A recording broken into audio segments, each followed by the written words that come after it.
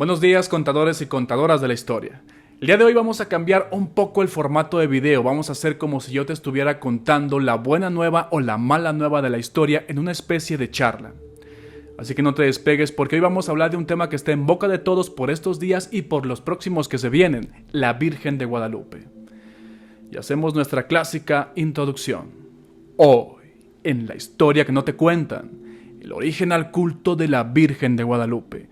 Un video que si eres creyente tienes que ver y si no eres creyente también tienes que ver. Comenzamos. La rama prehispánica nos dice que la Virgen de Guadalupe proviene del culto a Tonantzin-Coatlicue, la madre de Huitzilopochtli o la madre de todos los dioses. Tonantzin quiere decir nuestra venerable madrecita. Ella tenía un templo donde se le veneraba. ¿Y saben dónde estaba ese templo? Exactamente, en el Tepeyac. Comenzamos con las fechas, váyanlas anotando, se las voy a poner en algún lugar porque es muy importante.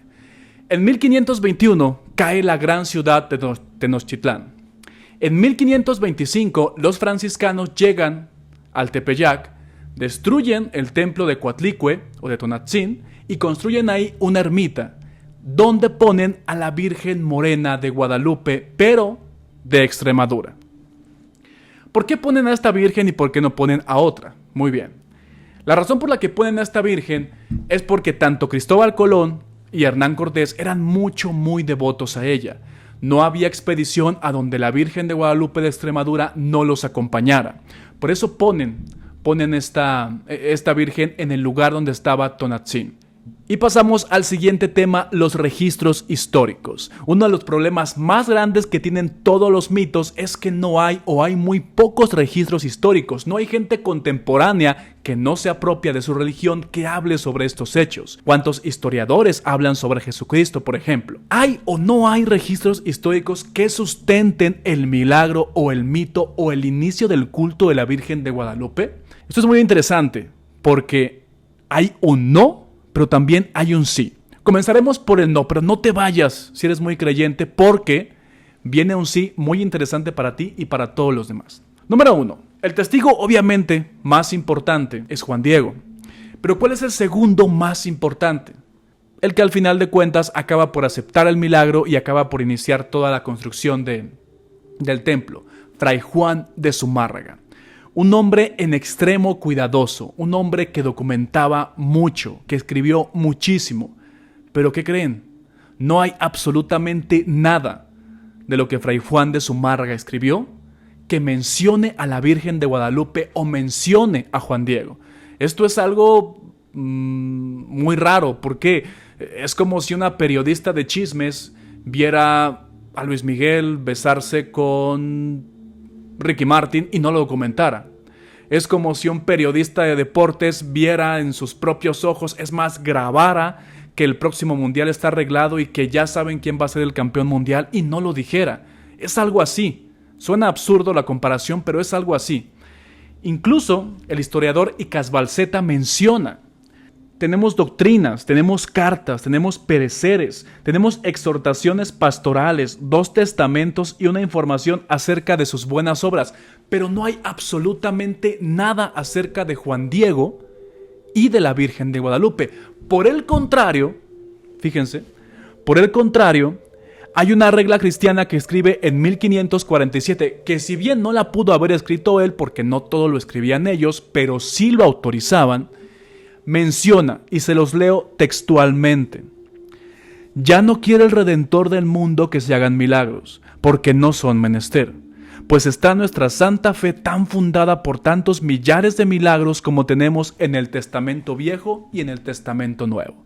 En resumen, ¿qué dice Fray Juan de Zumárraga?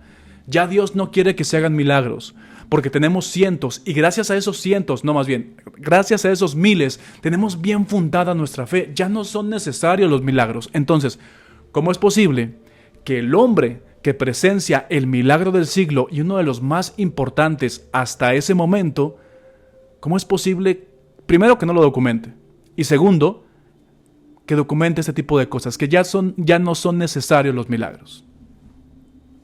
¿Qué será? ¿Coincidencia? ¿O será acaso que no hemos encontrado, o que no se han encontrado más bien todos los escritos que escribió Fray Juan de Zumárraga? Puede que sea así. Puede que sea así, puede que sea algo egoísta decir que ya se encontró todo, pero también sería muy egoísta decir que precisamente en esas páginas que no se han encontrado está la información de Juan Diego y está la información de la Virgen de Guadalupe. Muy bien, entonces con esto podemos decir que no hay registros históricos del origen del culto a la Virgen de Guadalupe.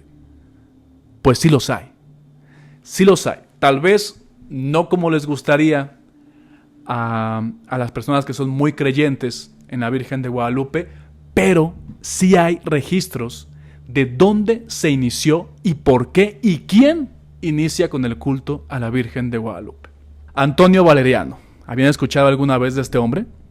Bien, es un indígena. En el año de 1556 escribe el Nican Mopogua. Y apunten muy bien este libro y búsquenlo porque es muy importante. Antonio Valeriano y el Nican Mopogua son determinantes para iniciar con el culto a la Virgen de Guadalupe. Pero fíjense, y aquí empezamos otra vez con las fechas. 1521 cae la gran ciudad, Tenochtitlán. 1531 es el milagro de la Virgen de Guadalupe. Pero Antonio Valeriano escribe el Nican Mopogua para su gente. De hecho, él utiliza figuras que se utilizaban mucho en la mitología prehispánica o mesoamericana, como jade, como plumas. Incluso menciona que la Virgen y que los dioses cristianos están o habitan en el Tlalocán, que es el paraíso de las deidades mexicas. Entonces, toma estos elementos prestados y los combina y hace este sincretismo impresionante con la Virgen de Guadalupe y con las religiones cristianas hasta ese momento. Como este libro fue precisamente para los indígenas, no se le toma aprecio por la población en general y queda ahí, al olvido. El Nican Mopogua vuelve a entrar en escena hasta 1648. Hablando en términos actuales, podríamos decir que se escribe en 1556 y hasta 1648 es cuando el Nican Mopogua se hace viral, se hace conocido por la población en general. Y entonces sí, las altas, las medias y las bajas esferas de lo que ya era la Nueva España comienzan a tomar el Nican Mopogua como la comprobación y el inicio del culto a la Virgen de Guadalupe. Pero fíjense, volvemos a lo mismo y volvamos a las fechas. 1521 cae la gran ciudad. 1525 los franciscanos destruyen el templo de Tonatzin y construyen ahí su ermita. 1531 es el supuesto milagro.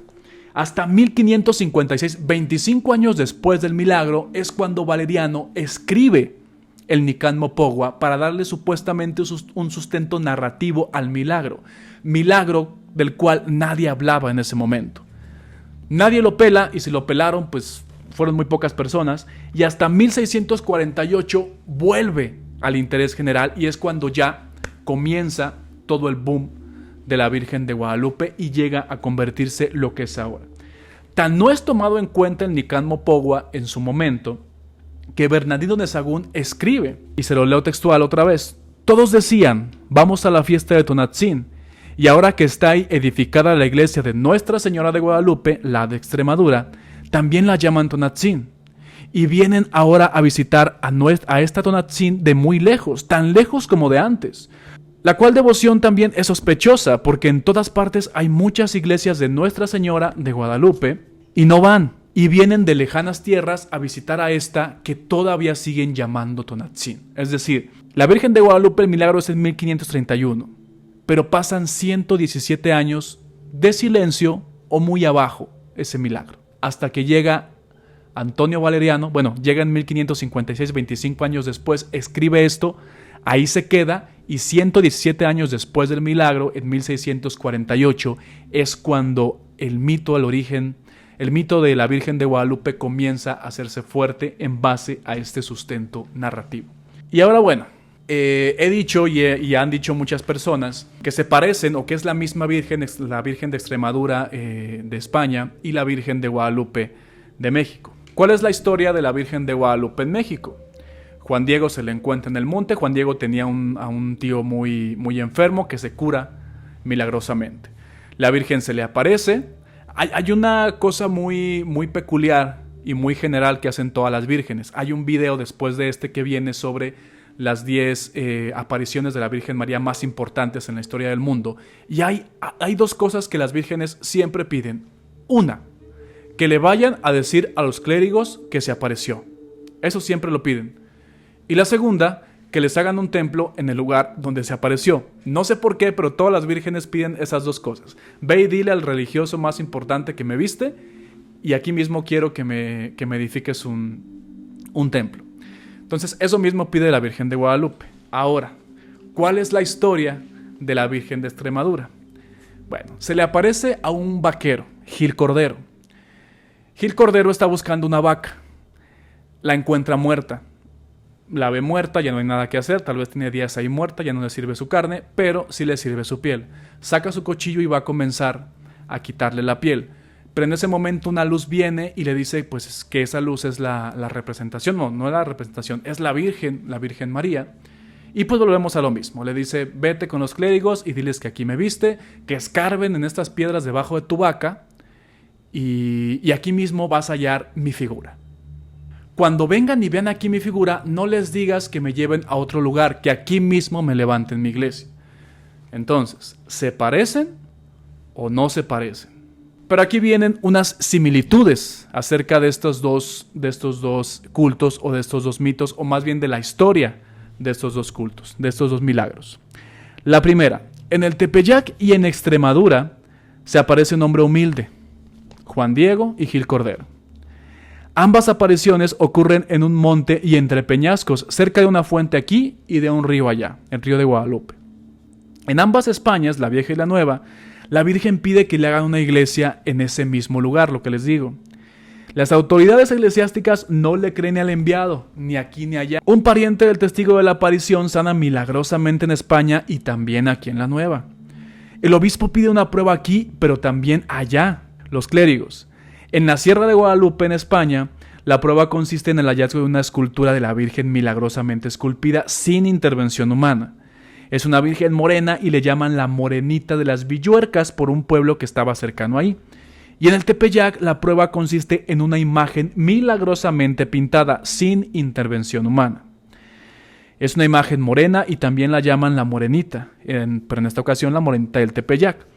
En España no aparece, fíjense, eso también es algo que tal vez esto no lo planearon, pero les salió casi igual. En España no aparece el primer relato escrito sino hasta 1440, 118 años después del milagro. Y en la Nueva España no aparece el primer relato sino hasta 1556, 25 años después del relato, pero no se hace conocido sino hasta 1648, 117 años después del relato. ¿Y esto a qué nos lleva? Primero, a saber que la Virgen de Guadalupe es uno de los mayores sincretismos y uniones entre dos culturas que han pasado en la historia de la humanidad. Y segundo, también a comprobar que la fuerza de la costumbre puede hacernos pensar cosas o hacer cosas olvidándonos del pasado. Las primeras generaciones iban al templo del Tepeyac efectivamente a ver a Tonantzin, aunque se encontraran ahí una virgen morena que era la Virgen de Guadalupe de Extremadura, España. Esto fue bien aprovechado por Antonio Valeriano, quien crea, junto con los franciscanos, un nuevo mito aquí en América o aquí en la Nueva España. Los hijos de las personas conquistadas, es decir, la siguiente generación, iban a ver también tal vez a Tonantzin y se encontraban con esta imagen de la Virgen Morena o la Virgen de Guadalupe de Extremadura, España. Pero ya estaba o ya empezaba a circular el mito del Nicán Mopogua escrito por Antonio Valeriano. La siguiente generación, la tercera, tal vez ya no tenía claro si era Tonantzin o ya no tenía claro quién era Tonantzin o ya se habían olvidado de Tonantzin. Y la cuarta, pues definitivamente creo que ya se había olvidado. Es decir, la cuarta generación, los tataranietos de aquellos que cayeron en la gran ciudad, ya veían ahí a la Virgen de Guadalupe. Entonces coincide la cuarta generación, más de 100 años, con que el Nicán Mopogua se empieza a hacer de un interés general. 4 generaciones, cada generación más o menos es de 25 años, pasan más de 100 años y es cuando el Nicán Mopogua casualmente se comienza a hacer del interés público.